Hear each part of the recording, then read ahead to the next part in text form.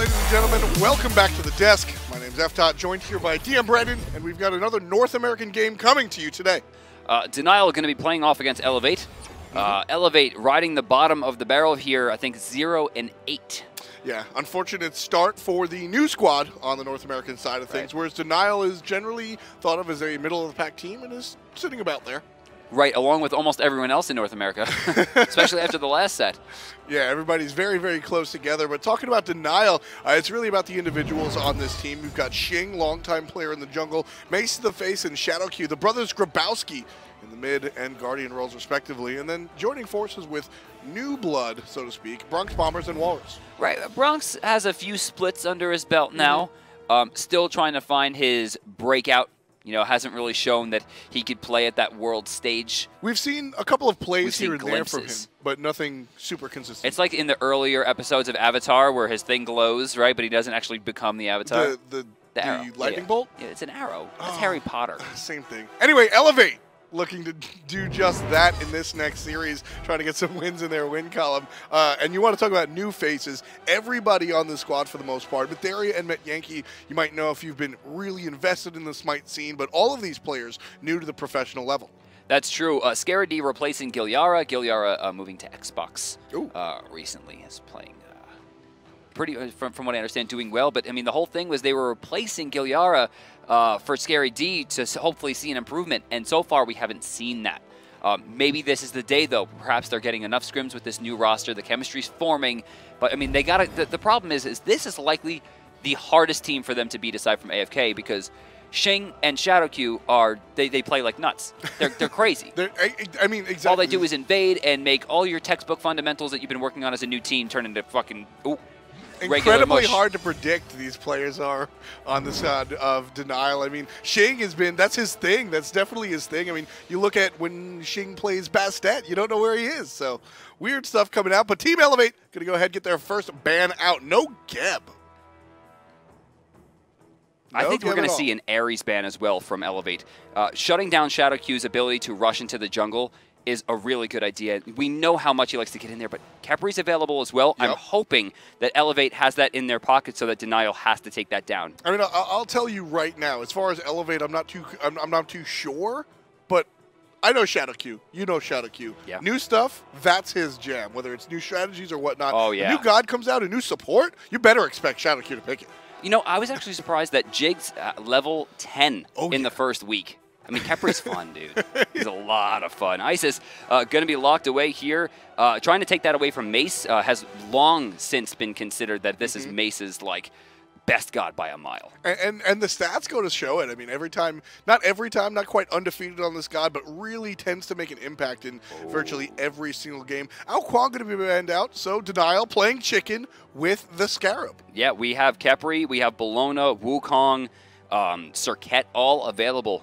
Notable bans, too. It's so funny because we were at a meta not too long ago where it was just like all Hunter bans, and now it's just like Hunters. No. Khepri locked in for eLevate. Very good to see the new squad playing the new god. We'll see if Denial Esports. I think they expected to get that Khepri, but knowing these guys, they definitely have a backup plan. See, I normally would want to see him play the Ares here, but against Khepri, I mean, the chains barely make it through the shield. Ares is, and one of the important things is Sun Wukong is locked in for Denial Esports. When you look at this team, this is a team very much sort of led by their support player, and normally we see a sort of lean towards one type or another. Usually in Europe, Brandon, we see Ares plays an aggressive Ymirs, and then in North America we see the opposite with Gebs and Sylvanus. Shadowq does both. That's true. Yeah, he kind of has a rather swapping mentality. I mean, he was the one that originally did Aphrodite support back at the launch tournament in 2013. One of the most iconic moments in Smite is that Aphrodite juking coming out from Shadowq. Sylvanus going to be the flavor locked in today for the support player for Denial Esports. Now, this was Shadowq's go-to. When Denial was doing good, I think it's either split 1 or split 2, it was almost 100% Sylvanus play. Yeah. So he's going to go going back to his roots, I guess. That's the best way to put it. Yeah, he's going to really... Never mind. I was going to make a Wrath of Terror joke. Terror. But we'll move right on past that. Option over to Team eLevate for their last part of their first set of picks. Janus going to be locked in for the mid lane, and they still have one left. I'm looking jungler here. Bellona fills a good option. Can be jungle or solo. Could be support. One of the big points about Team eLevate right now, we do have a substitute, and it's a popular one at that. Unrelinquished won't be playing that mid lane on Janus. Instead, we're going to see a Duro. You know, as much as I love watching Unrelinquished play, he's one of the stronger members on the team. I agree. A Duro is a trade-up. I mean, completely agree. I still can't believe that Aduro's not on a team this split. I thought he was like the heart and soul of the previous roster for Cognitive, and you know, having him be in this game could be enough for eLevate to take this down, especially considering that Aduro and Mace has generally been an even matchup. Aduro's aggression kind of throws Mace's rather turtle style for a toss. Yeah, I think that Aduro with this Janus pick will make a large impact for Team eLevate. Aggression is definitely a word that comes for Aduro, but Aduro he's one of those smart players where expect to see the odd portal come out for his teammate where you least expect it or whatnot. Yeah. That's definitely what Aduro can bring to this. And Agni locked in for denial, so we're going to see Macetodaface play the sort of not control mage, but the half and half mage. You've got a lot of bursts coming out from Agni, but never count out the long range stun. All right, denial's option here for ban. There's still, you know, the Bellona pick is so smart because this puts him in a position where, like, we should try to maybe ban a Hunter, considering we don't know where Bellona's going. Hitting something else might not help. So this could be a wasted ban depending on what eLevate chooses to do. Ban coming out will be Hunbats. Okay. So the jungle, so Denial is going to commit and expect Bellona to wind up in that solo lane. Hunbats, the party monkey, going to be banned out by Denial. And eLevate looking to take one god away from Denial. I think we might see a similar route here and see another assassin or jungler type, given the fact that it's more than likely we're going to see Wukong in solo. Exactly. This one is much more cut and dry. Wukong, I believe Wolfie 2032 is the only one that jungle Wukong pretty much almost always, at least at the professional level, found in the solo lane. Final option for the ban. Only 10 seconds remain. It's going to be Freya. So this is a semi-jungle, more of a hunter pick than anything else. Yeah. Denial Esports has option. With their solo laner already being picked and their mid already being picked, it's likely they're going to look for their hunter last. But, I mean, they've already thrown me for a loop twice. The Freya ban, actually, I love this. So Bronx loves this Freya. It winds up being one of his better performing gods. Yeah. And Freya is largely relegated out of the jungle. Haven't seen her much. But if anybody's going to bring her to the jungle, Brandon, it'll probably be Shing. That's true. So by doing this, you sort of hit 2.5 stones. Are we going to see Thor? No, it's going to be Apollo. They will lock their hunter in now. Apollo, not with a lot of bad matchups. Clears pretty safely. Very hard to gank him. Good split push potential. Good team fight potential. I mean, doesn't really have very glaring weaknesses. And most importantly for me is that he doesn't have a poor matchup. There really is no one in that hunter lane that he doesn't want to go up against. Oh, Ho-Yi. Okay. Didn't expect that at all. Vessalius does enjoy this Ho-Yi. He's picked it a decent amount of times, more so than other people. So Vessalius should be able to play, well, will be able to play this Ho-Yi.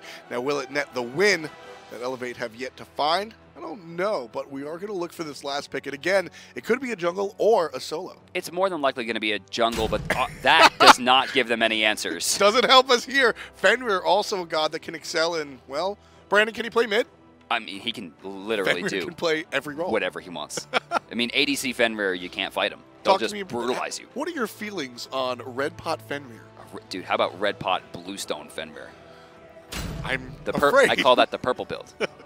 Awilix going to be picked to round out the side of Denial Esports. I love that. I love this pick.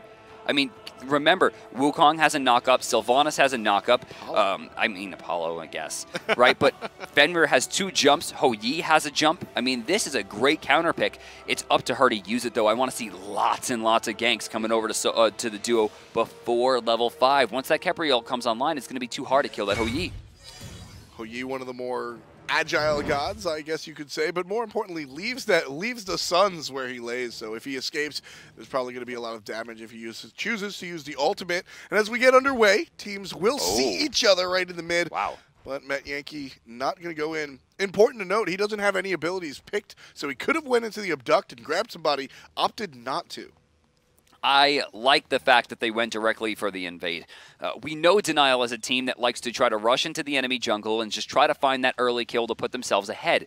By eLevate, putting themselves on the front foot, it ensures that Denial doesn't have that opportunity, and it really puts them in a position of power because they might not have wanted to invade. They maybe didn't even want to go for the kill, but doing that the way they did it ensures that their jungle should, and I mean should, be safe. That's one of my favorite things about this Denial squad. We've seen 2 iterations of Denial in Smite. The old roster years and years ago was, well, Macetodaface still was on it, but it was Jeff Hindley and a couple of other players, and they were known for early game aggression, unpredictability, and invades. This new squad with Shadowq and Shing, we referenced it before, is known for early game aggression, unpredictability, and invades. 2 separate rosters, same identity. All right, getting started here, Bellona and Fenrir. Now, this is a recipe for very quick clear. Now, we should see him start backing this up and going to the right, but they tank it all the way inside. Right side, though, we're seeing it looks like almost a paradigm start, but we see Agni actually starting closer to the edge of the speed buff to get back to lane faster, which he does. With that, mid laners will make it to lane first, as per usual. Level 2 on Aduro. Very happy to see the substitute step on up for eLevate. Unrelinquished not in for this one. And he's got the tag on. He is part of this team. I'm 100% glad to see him back, whether it's a sub or main roster, whatever you want to do. And while, again, I think Unrelinquished is probably the least replaceable person on this team, I see Aduro as just an incredible addition to almost any squad he can be put on. Great attitude too, and you know he's got a good outlook on the game and things. So both inside and out should be a good choice, at least for this sub position. For today, we'll see if it's enough to bring eLevate a win as we visit the solo lane. Just the same old slap fight. So it looks like Scary D is going to be choosing the Death Soul here. Now what he's looking to do is get those hammer, get that hammer online from the passive, from the bludgeon, and just start doing these AoE cleaves. Every time he hits 3 creeps, I mean, that's 18 health that he's getting back. If he hits the whole wave, I mean, you're getting, 36. It winds up being an extremely efficient potion. You see him diving right in for it. I love the way that he's using his abilities. Yeah, no fear coming out from the Bellona player. Whereas Whalrus, that's what you need. Little half HP needs a little bit of that. There's no fear allowed when you're fighting Wukong with Bluestone. You must start off as strong as possible, and we have a pause.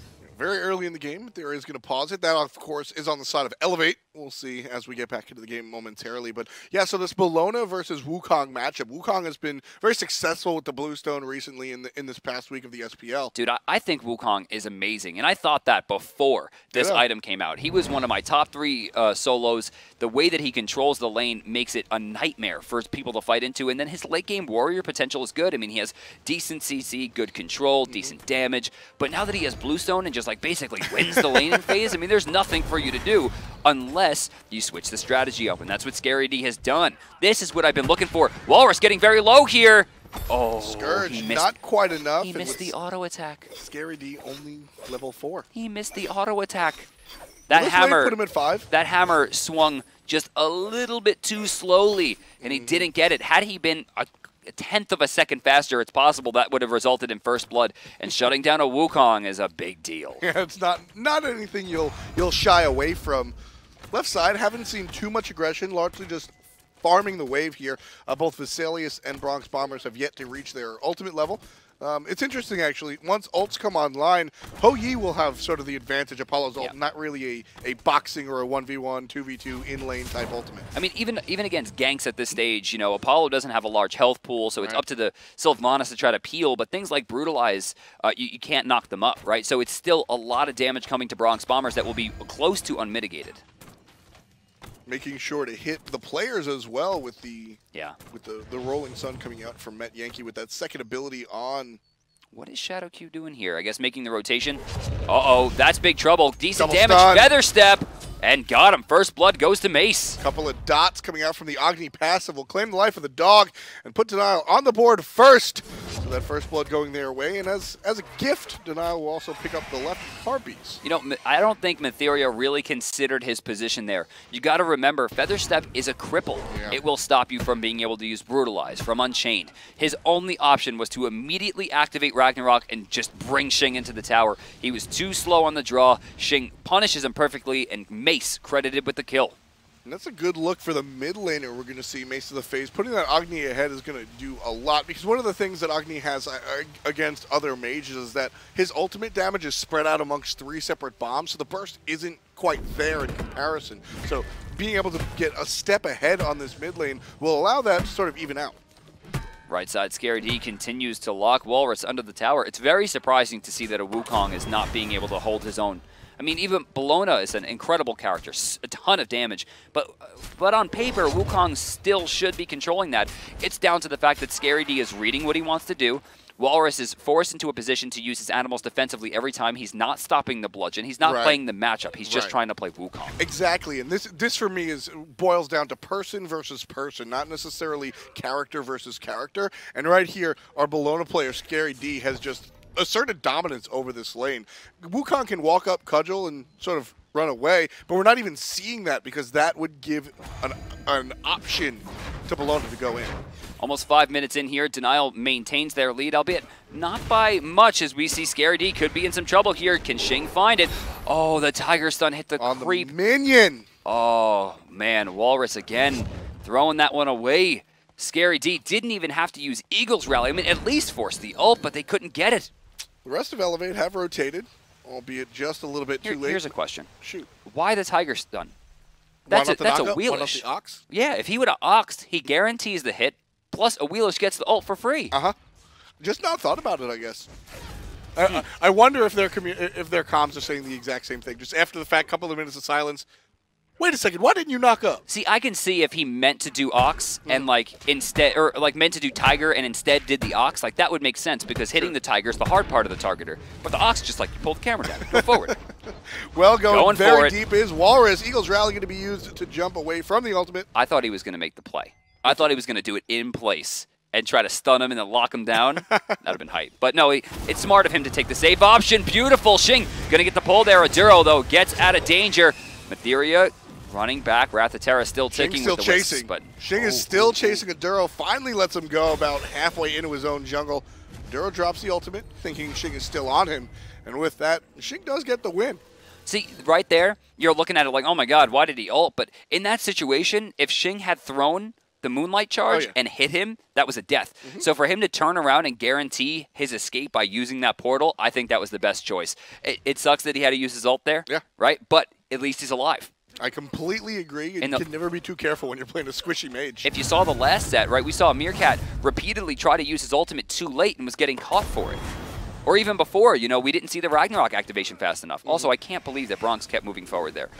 And stunned out is Vessalius, and he's gone. Shing gets the second kill for Denial. So right there, Vessalius is noticing, right, that BronxBombers is moving forward. BronxBombers at low health, low mana is moving up to fight a Hou-Yi inside 4 creeps. You've got to see that tell as a player. Right, I mean, Vessalius should have been like, oh, I guess I'm getting ganked.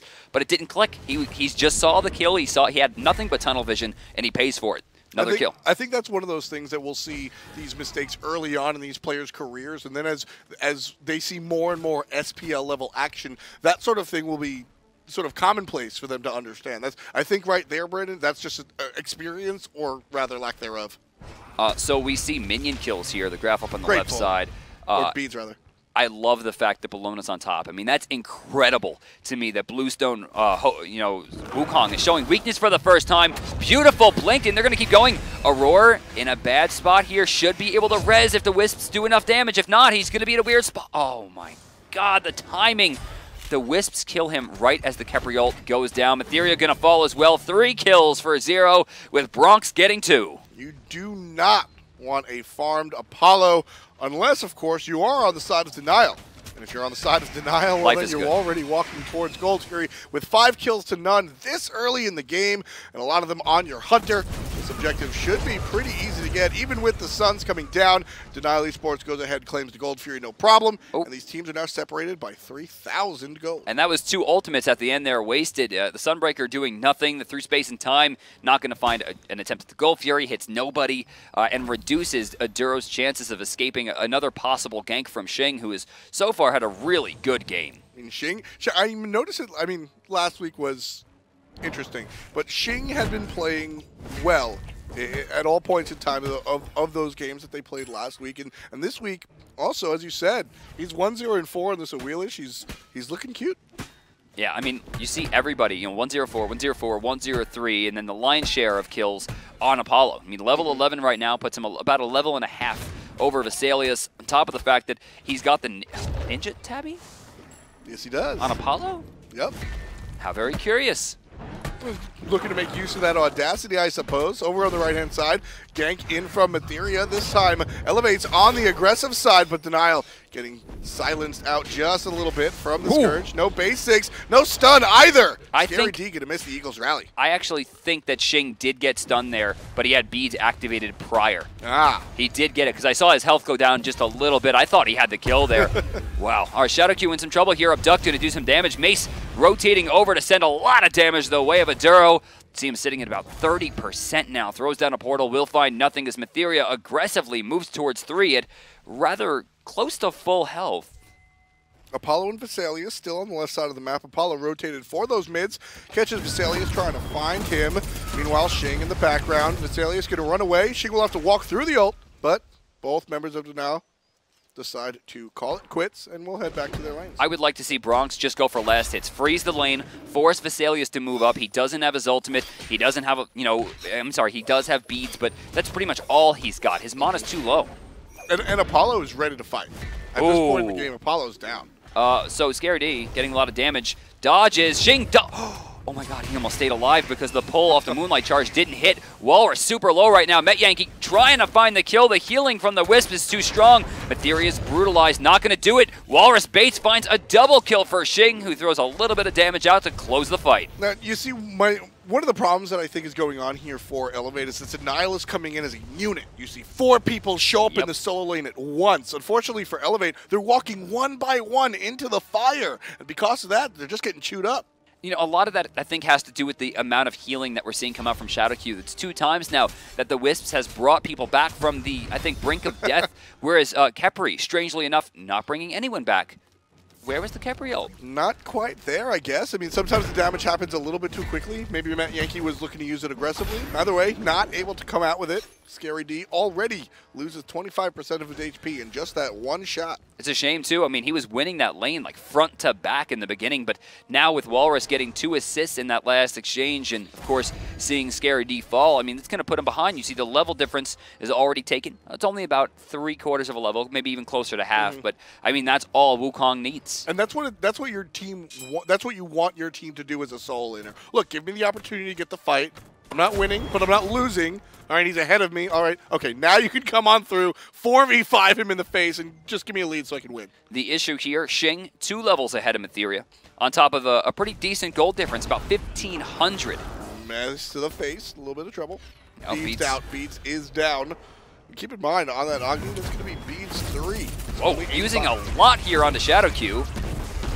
Oh, wow. Okay, Shadowq beads out of the portal, will take some damage. Mytherea walking forward, but not really doing anything. Shing continues to box.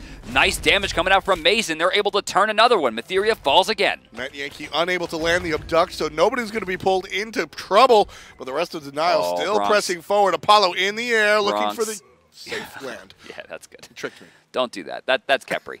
Khepri. Wait, how does Khepri keep letting... I mean, was Metyankey not in the beginning of that fight? I'm pretty sure he was. Just saving the ult.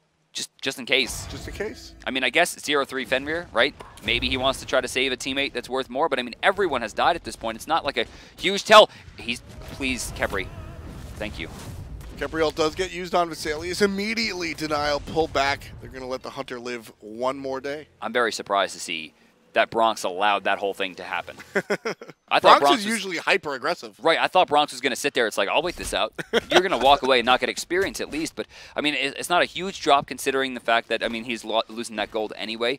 It comes down to the fact that Bronx still 2 levels ahead. The Iqbal's done. A lot of attack speed on Apollo. This is not usual. Look what's happening over here in the solo lane, though, Brandon. You're right. Scary D was leading, and then Whalrus came back and sort of took the lane after a giant gank from his team. But at this point, even levels, Scary D is just sitting and zoning out the... I'm going to say it again. Zoning out the Wukong.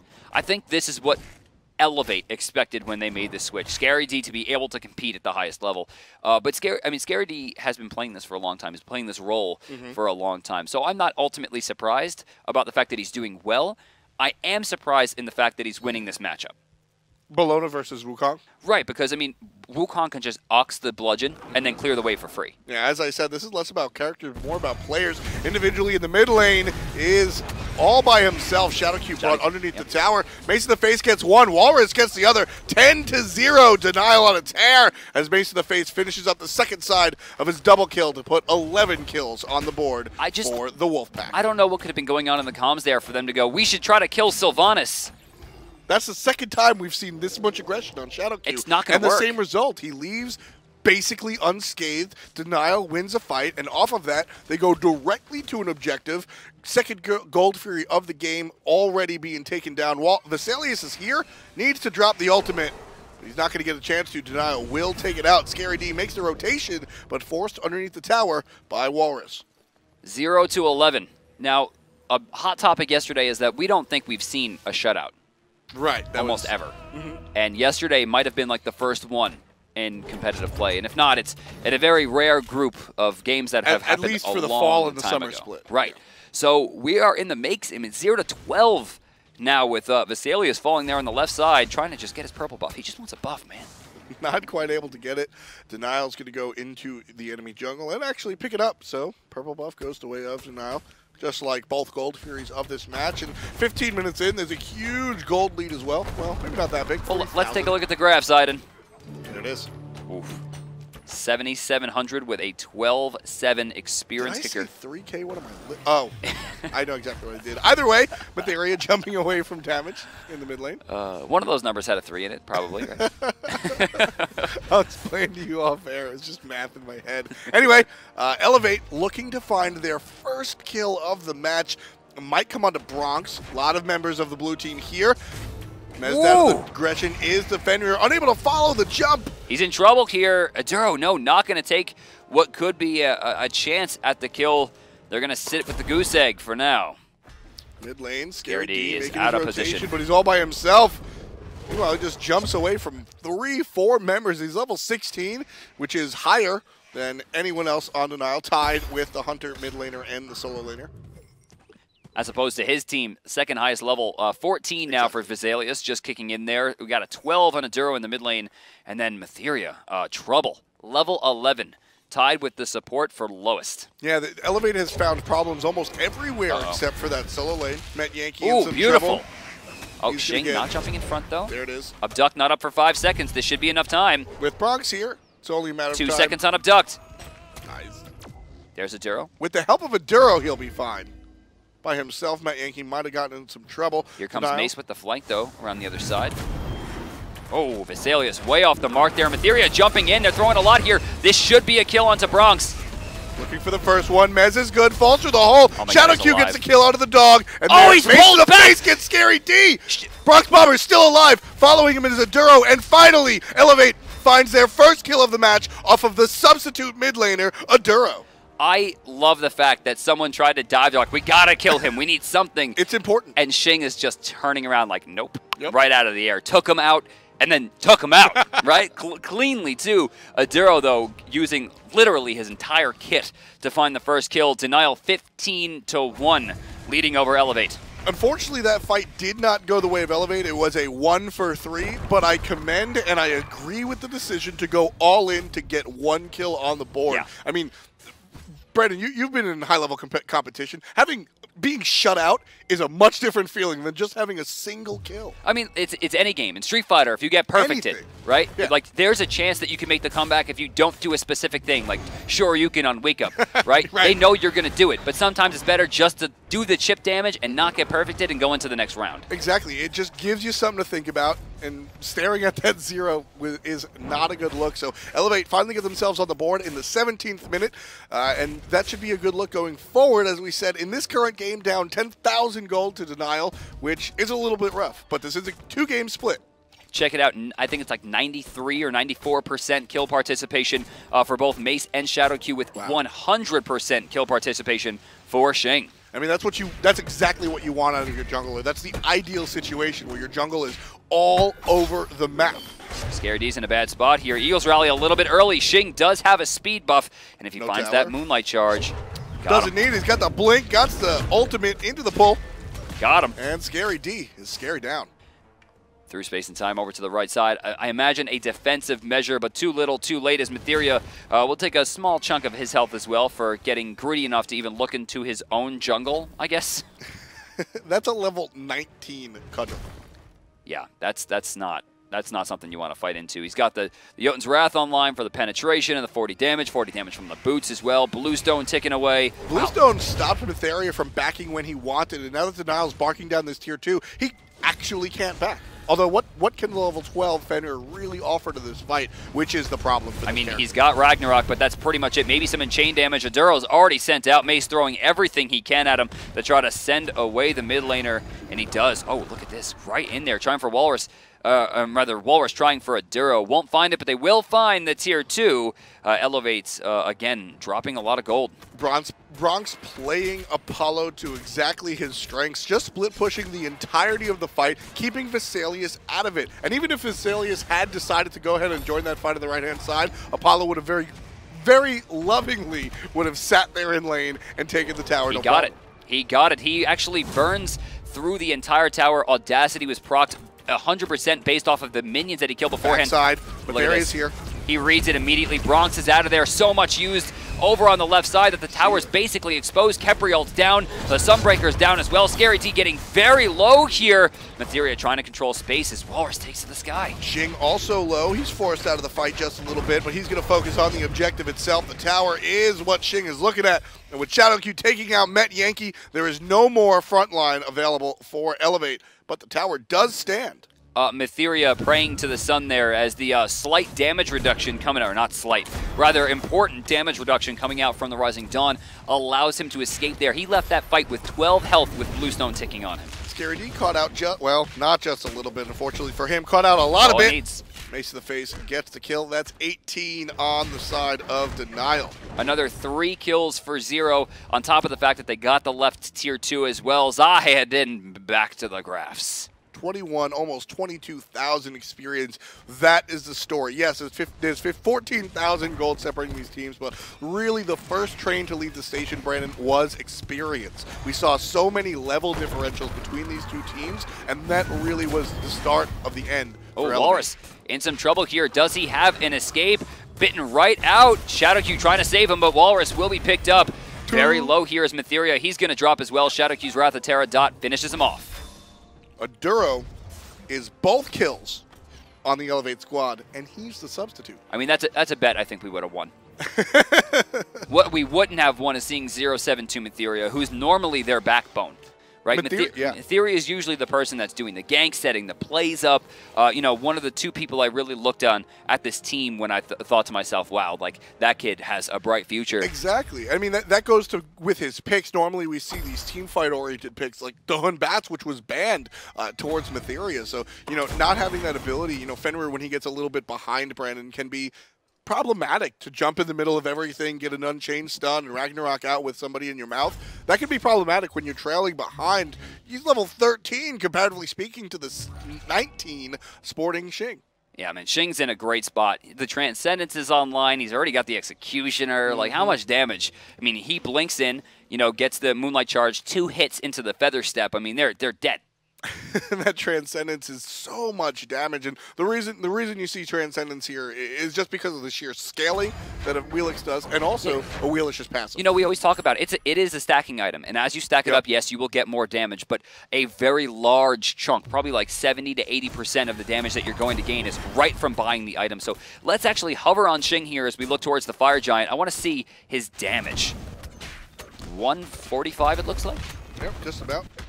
That's a lot. That definitely is a lot. Fire Giant is going to boost that as well. Goes all the way up to 195. Oh, late on the through space and time, and Metyankey decides he's going to try to make the play. He's caught out of position here with Shing chasing him down. eLevate just a little too spread out. Denial's going to isolate one member. Metyankey already used the Khepri ult, and the rest of Denial are here to party. No, Mytherea, it's too late for you. You must run, my child. And that's what he's looking to do. Use Brutalize. That's all he got. Eagles Rally is going to be used, but he's stunned out immediately by the Tiger. Yeah, And 3 people falling in the hole. Great portal by Aduro. That's going to create space for his teammate. No jumpies. But not for Mytherea. Mytherea jumps the wrong direction and heads directly, leaps to his doom. Right side Phoenix getting pressured here. Left side Phoenix. Remember, that was a 4v5 as BronxBombers is trying to push this one down. I don't know that he's seen yet. Aduro and Scary D still available, but it looks like they're both trying to play towards the right instead of the left. They're going to lose both Phoenixes for this. Right, Phoenix already down. Denial will retreat. Take a look at eLevate. Where are they going? They're not paying attention. They know. Does he have the damage? Well, at least Aduro knows. Does he have the damage? He does. Dude, he was like almost dead. The lifesteal's insane. He's back up to full. Fire Giant, Fire Giant, Fire Giant. And Dev's Gloves. And Audacity with 100% attack speed added to the Dev's Gloves. eLevate has 1 Phoenix remaining, but ask me that question in about a second. The Titan from eLevate is already under attack. Shing takes out the jungler. Number and 9. As I said, the Phoenix is down. 3 Phoenixes are dead for eLevate. Denial still getting kills off the top. Whalrus takes out Scary D. Aduro the sub. Metyankey and Vessalius, the only ones alive to defend this Titan. They're pushing into it with very limited health remaining. The Titan is getting destroyed here. 2-24. Denial establishes dominance in game 1. Fantastic victory for the Wolfpack coming out, and again, a great performance coming out from Shing. Yeah, that was Shing's, I think, strongest game that we've seen in maybe even 2 splits. I mean, he was everywhere he needed to be. He hit almost every ultimate when they was supposed to be. I mean, their rotations to Gold Fury were perfect. The Fire Giant call was flawless and completely uncontested. I mean, that was the strength of Denial. You know, you said it in the first portion of what you just said, everywhere. I mean, early in the game, even middle of the game, Shing was involved in every single one of Denial's kills. Let's take a look at our top performers right here, and I guarantee you Shing is going to be, if not on the top, included. Oh, Mace. And they're outdone by Macetodaface, but just barely by under a point. Mace, look at that, 51.7.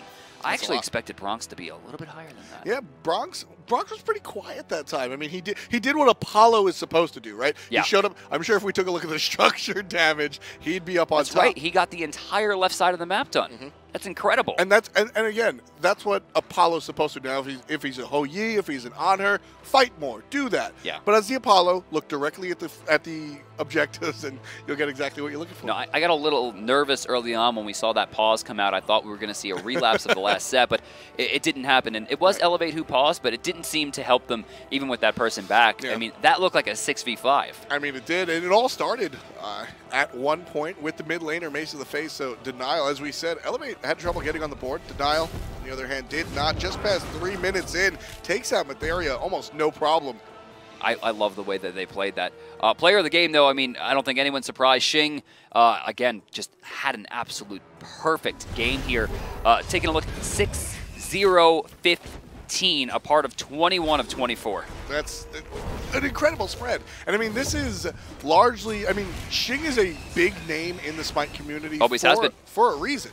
And I mean, coming into this split, if you're new, you might wonder why, because, you know, his team hasn't really been performing or whatnot, but Shing absolutely turning up. You know, we saw this with Captain Twig over in Europe. Suffered a little bit of a slump, but coming out swinging this week, this might be the week where we see our pros leave their slumps behind. You know, Shing was the first best player in the world in Smite. Yeah. He was the first person to be considered largely to be the best player in the world. And he's always been on, you know, a top team. You know, usually a top 4, top 5 team. He's never gone any lower than that. Denial, I mean, they need to play perfectly because I think Shing is getting to a point now where it's like, I need to win or I need to stop.